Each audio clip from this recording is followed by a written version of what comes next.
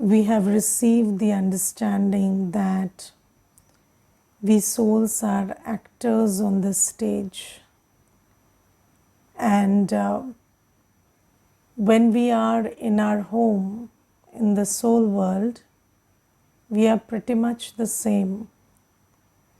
Yes, so there's no part being played, and the actors are all sitting just like that. Then one actor is not different from the other, and we are all pretty much the same, just shining stars of light. But the difference between every soul is the part that is recorded inside the soul.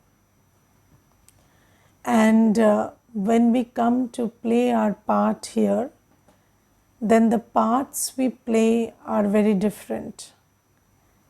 And that is when we realize that we are unique in ourselves, or we are different from each other.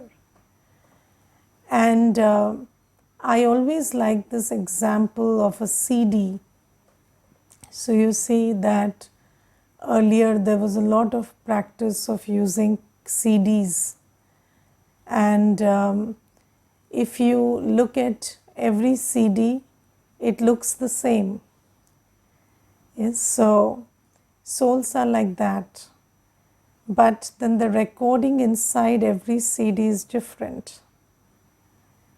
And when you put it in the player, in the CD player, then you realize, okay, this CD has this recording and that has that recording. But until you put them in the player, they are pretty much the same. And just think about it. How do you recognize? So when you go to buy a CD, you don't really put it in the player. What do? You look at the cover of the CD and you think that, whatever is the cover is the content in the CD. And then you take it based on that. And it's very interesting that, you are a CD, you are a soul. And then you have a cover right now. What is that cover? That cover is the body and your physical, professional, social, religious context that you are operating in. And when somebody looks at you, they think that the contents mentioned on the cover are that contained in the CD.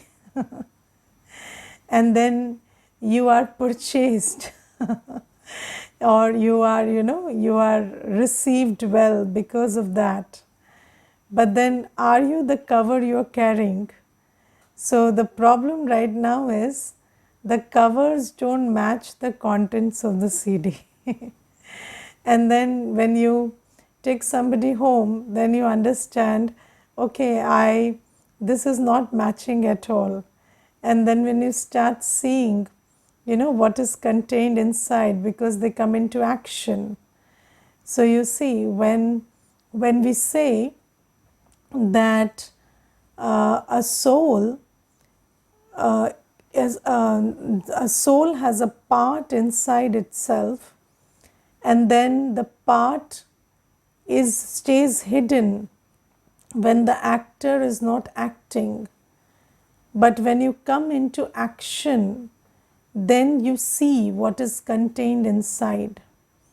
And the most beautiful thing is, until you see a soul in action, and that too for a long time, you observe them for a long time, you cannot know what is contained inside their part. What is their sanskar, what is their part. And it holds true for each of us. And Baba today tells us that, now you see, in this world, we always hear this phrase, don't judge a book by its cover. But we always judge a book by its cover. And we always, look at the professional context, the social context, the physical context of the soul, and we think that that is an indicator of who they are. But that's not true. And you really don't know what is the part and the sanskar of every soul that's sitting behind this veil of the body. And in order to find that out, you have to see the actor in action, and only the actions will reveal themselves. But that too, when the actor is acting naturally. But you see, these days the actors, the soul actor is also becoming an actor otherwise. And then you can't figure out what is the truth of the actor.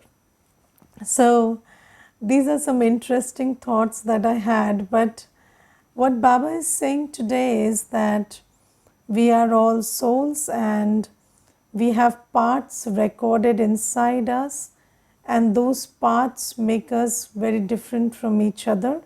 Otherwise, we are pretty much the same, we are just points of light. And just like you see, no part, and Baba has given us this law, no one soul's part is the same as another soul's part. Yes, you cannot have two souls with the same parts. It's not like that. So you don't have a soulmate. Do you know that? Because no soul's part is the same as yours.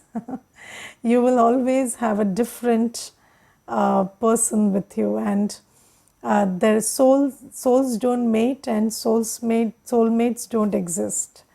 So all these are things that are created here, and so you just have your parts which are recorded inside you.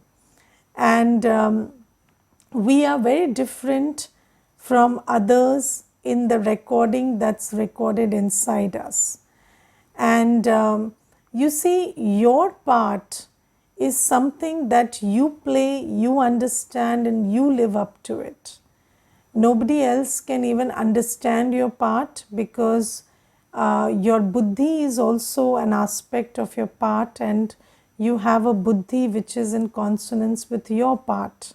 So nobody can fully understand you, nobody can be like you. You are a unique piece of wonderful creation, which is you are a unique soul.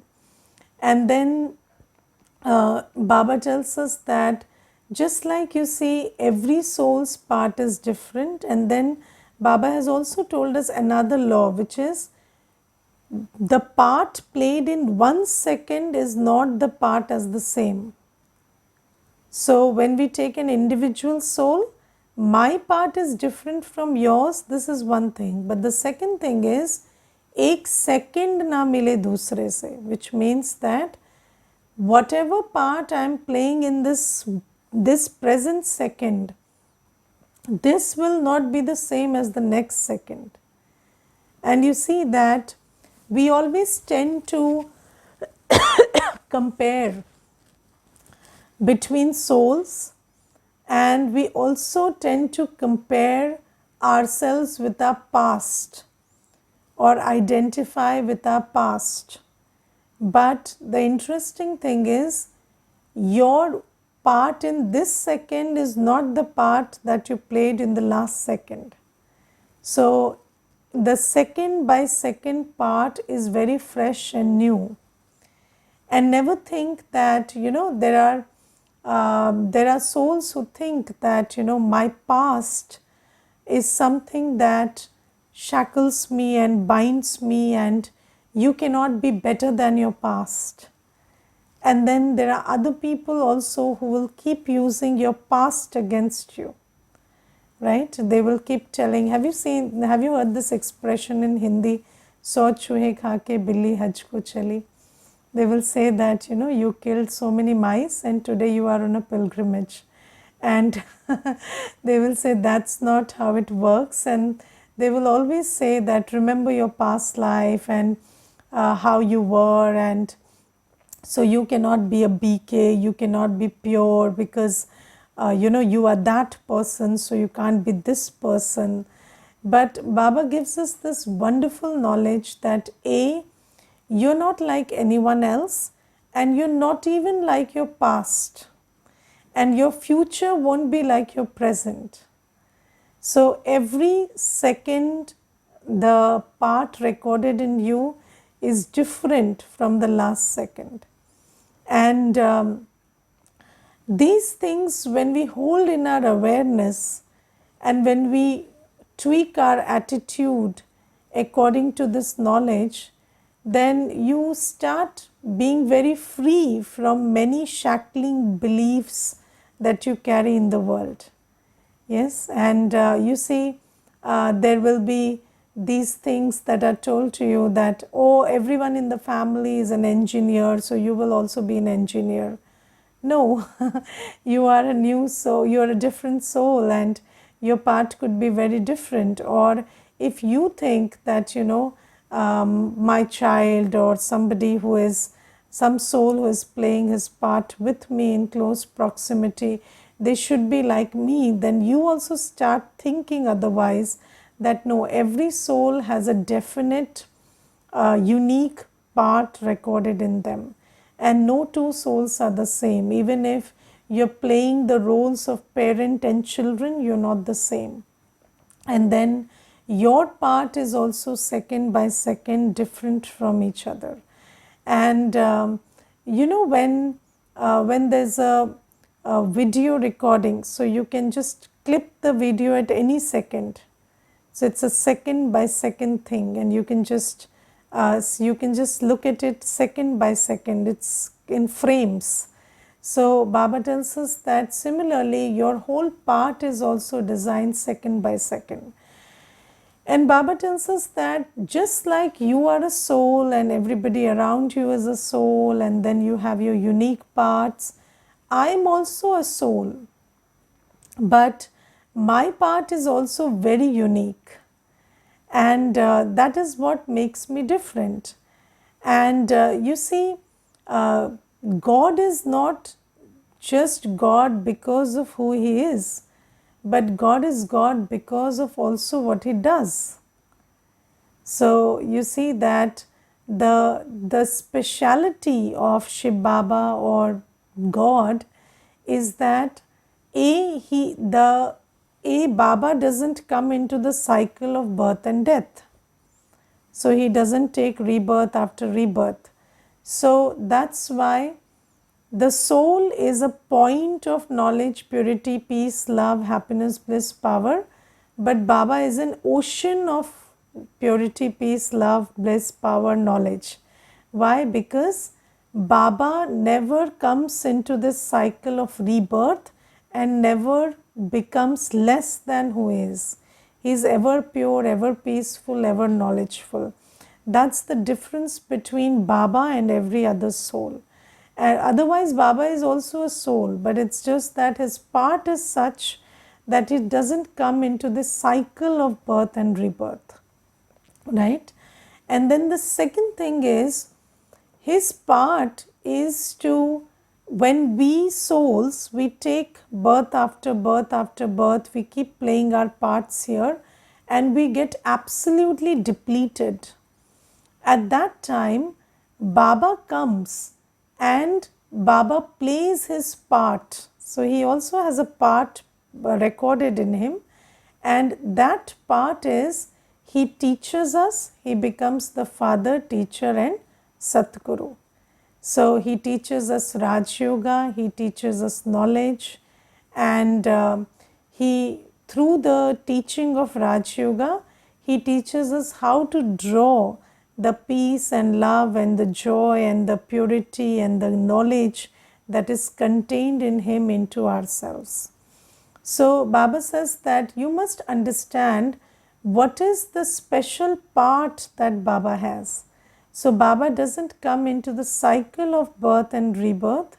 He just comes once, and then when he comes once, that's at the end, and he teaches us and he fills us with all that we need to restore ourselves to our original self. So that is the speciality of Baba. And Baba comes and teaches us. That's the interesting thing. Now you see, in Gita we read this word Bhagavanu Vach.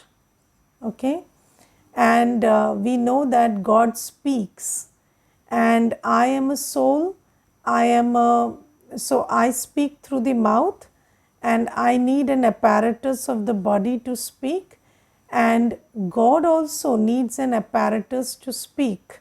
If he doesn't have a body, how will he speak the true knowledge to us?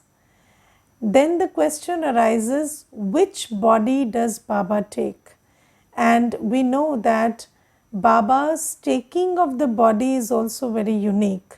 So how do we take a body? We enter the womb, yes, and the soul enters the, the body in a womb, and then as a small child you are taken care of by the parents of the body, and then you grow up.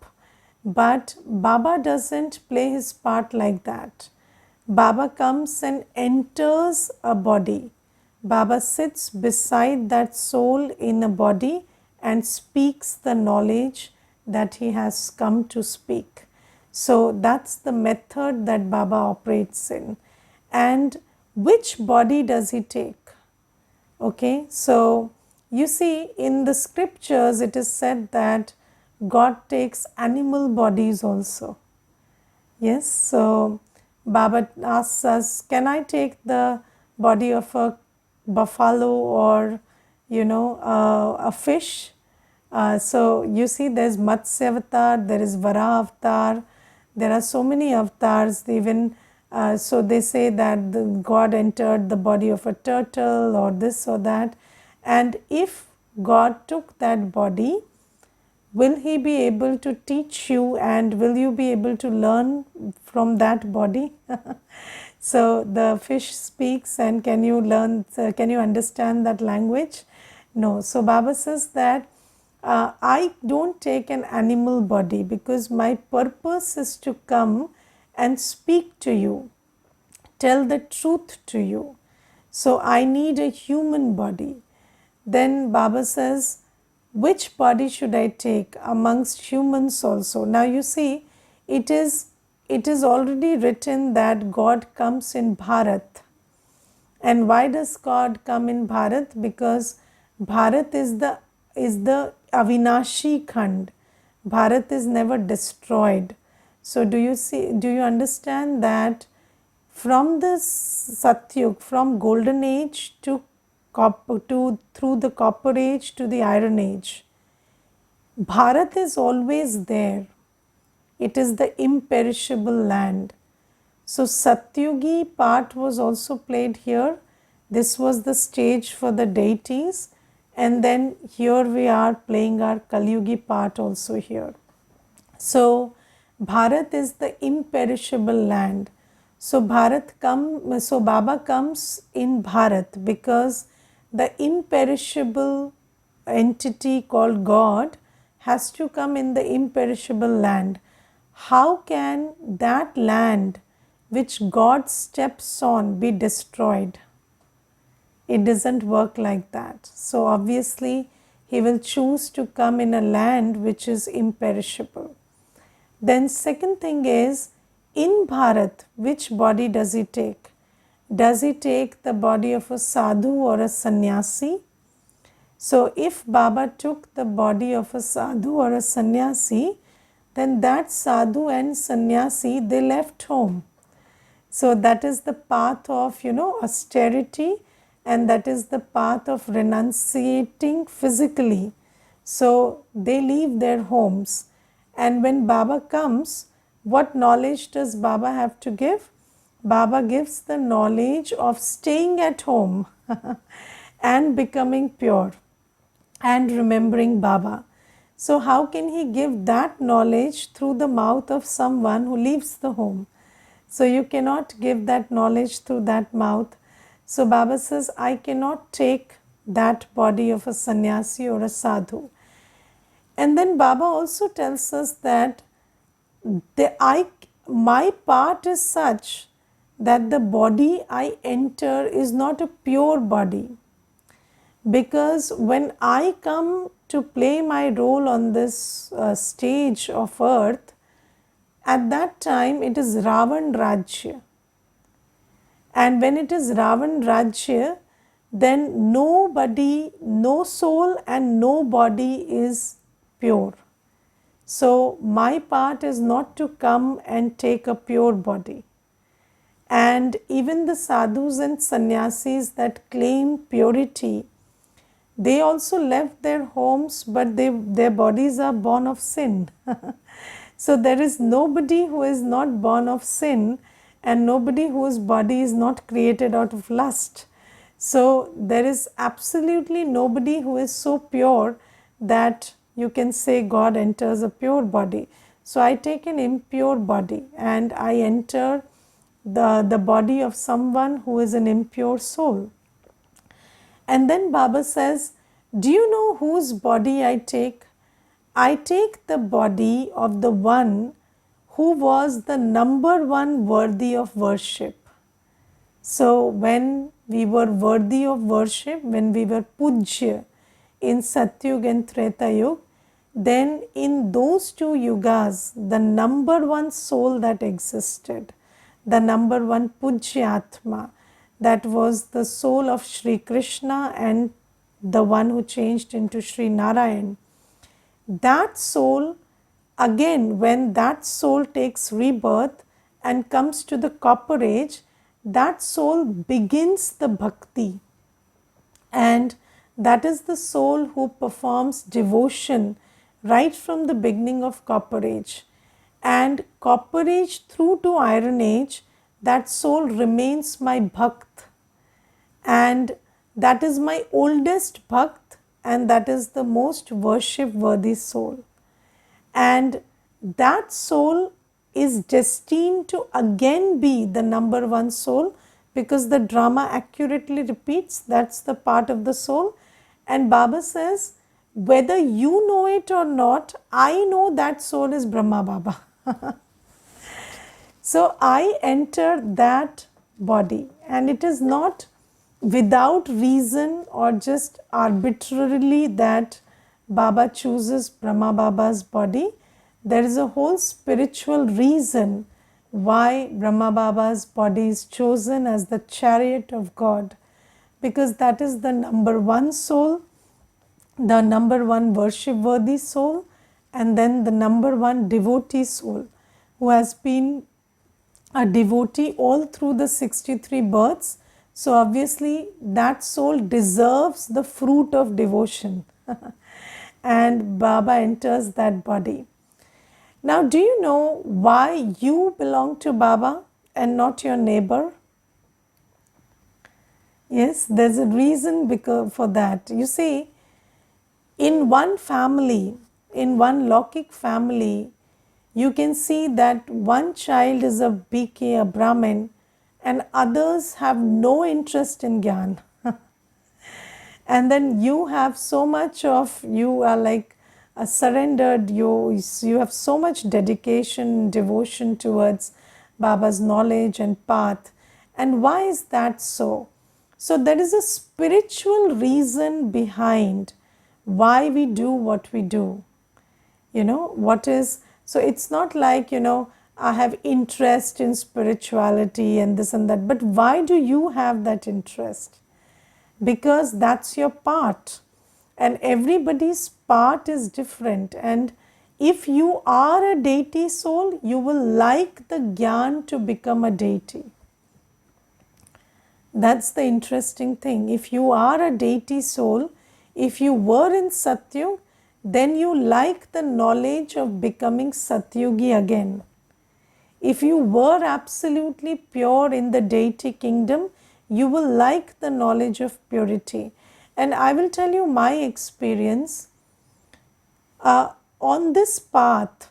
Of course, I have had struggles, and there are many things that were that I adopted through practice and through effort. But the interesting thing was I was never aversive to the idea of purity. And I never felt that, this is something that this shouldn't be told, or I always felt that, yes, God is telling us to be pure, and that's so wonderful and that's so beautiful. And I understood that it's not easy to be pure because there are so many sanskars of anger and so many things inside me which will need hard work. But I liked this whole idea of purity. I never felt that you can't be a deity. What bizarre idea is this? I felt that yes, of course, if we become the best version of ourselves, what will we be like? We'll be like deities only, na? So this was so natural to us. And I always liked the pictures of deities and Satyug that were shown, yes, and I liked the songs of love for Baba. So these are some signs that you are that soul. And I remember, there was a friend of mine, and she used to tell me, you see, the music here is very bad. In Brahma Kumaris, the music is very bad, badly done. And I used to tell her, I don't know how you can even think of that. I find the music just, enters my heart and it melts everything away. And I just feel very drawn to that music. And she used to say that I don't like it. I think it's very badly done. And you think about it, how different we could be, from one another. And Baba tells us that there is a reason, a very spiritual reason, which is associated with your whole journey, which decides who you will be or whether you will belong to Baba at the end or not. And Baba says Brahma Baba's body as an instrument is not chosen arbitrarily. There is a very good reason why I choose this body. And the second thing is, okay, in the beginning, Brahma Baba was just like everybody else, and then we thought, okay, why not he, why he, and why not the other person? But now, when you look at it in hindsight, just think about the kind of surrender and the magnitude of surrender that Brahma Baba showed. And just think about how Brahma Baba surrendered everything, right from his body. Just think about at the age of 60 taking on this responsibility of creating the yajna. And he surrendered his body, his mind, his wealth, everything to this work of Shiv Baba. And Baba says, now you don't need any proof that this was the right one.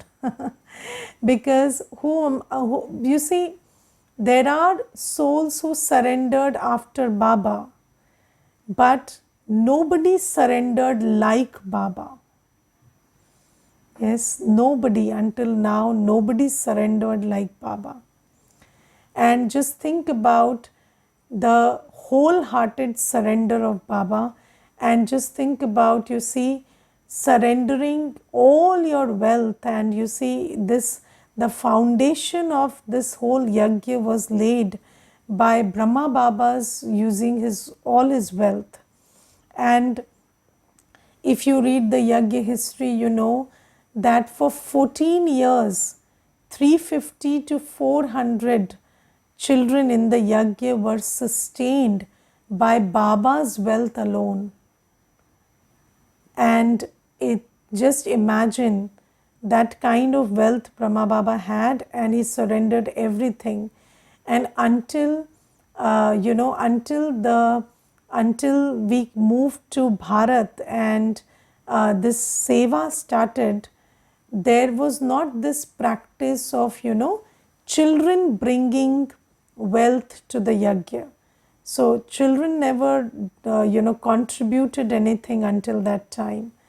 But after all that wealth was over, and then we shifted to Bharat, and then after that, when the expansion took place and seva happened, and then there was there was no wealth left in the yajna. At that time, this system started that every child would contribute something to the yajna. And there are some children also who contributed everything. But you see, full surrender of the body, mind and wealth, like Brahma Baba, I don't think anybody could manage to do. Yes, even if there were children who surrendered all their wealth, but could they surrender all their ego also with that? Or could they, be that kind of, show that kind of dedication, hard work? I don't know whether that happened.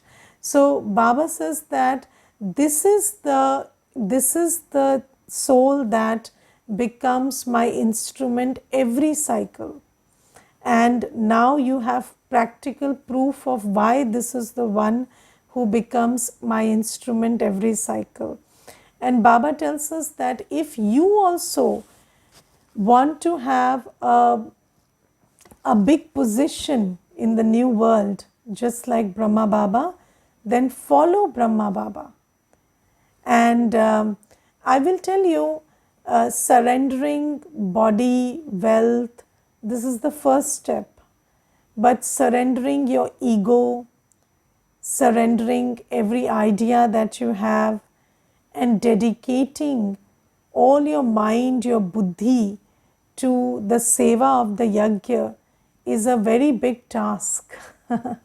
And it is not easy, and it is because of these things that are left inside that, there is not this wholehearted, what do you say, this half-heartedness, this also becomes a vighan, an obstacle in the yajna. But wholehearted surrender, and wholehearted means with the full heart. That's a very big thing. And I always say this thing, and I felt it, that doing seva through the body, or speaking gyan, or even dedicating your life is not that difficult. It's giving away everything that you have is not so difficult, or even changing your lifestyle is not difficult. But being fully surrendered through the mind is a big task, because you still engage in some vice through the mind.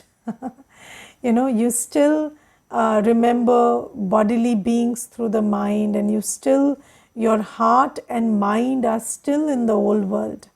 And fully surrendering that to Baba is a big task. And every child who wants to take a good position in Satyug has to follow Brahma Baba. Start with the gross, and then slowly you have to keep surrendering the subtle. And I have also had this journey and felt that it takes a lot of time to fully surrender, with the heart and the mind. It takes a lot of time. And Baba tells us that you must follow in the steps of Brahma Baba, and our living and eating and drinking should be ordinary. Yes, so what is ordinary? Ordinary is the middle path. So you see that you don't starve yourself, nor do you eat lavishly, but you eat well enough. So that's the kind of, there is one dal, one roti, one sabzi, that much we should eat, but not like you are starving yourself, or not even like, you have, too much to eat and too much to drink and very lavish lifestyle. That is not for BKs, because you see, the middle path is the path which can, which makes your man and buddhi stay stable. Because if it is either extreme, it will pull your buddhi. And extreme is always uncomfortable. Extreme is not your natural nature. So in either extreme, If you're wearing a very nice dress, very gaudy, can you stop thinking about the dress? No. And if you're wearing torn clothes, can you stop thinking about your dress? No. But if you're wearing an ordinary dress, a normal, then you can stop thinking about the dress. So you see, anything that you do in extreme will always pull your buddhi, whether it is the extreme about any aspect of your lifestyle. So if you have a very lavish house, you cannot stop thinking about it. You have a jhopdi also, you can't stop thinking about it. So you have to have a middle path. And Baba says that that middle path makes you free from the thoughts of the old world. And rest, you put it to seva, you surrender. And with this twin thing that you free yourself and you also use your resources for seva, with this twin effort, you will be able to have a good position in Satyug, because the time for creation is now, and whatever you do now will have a bearing upon what place you find yourself in Satyug. Okay, Om Shanti.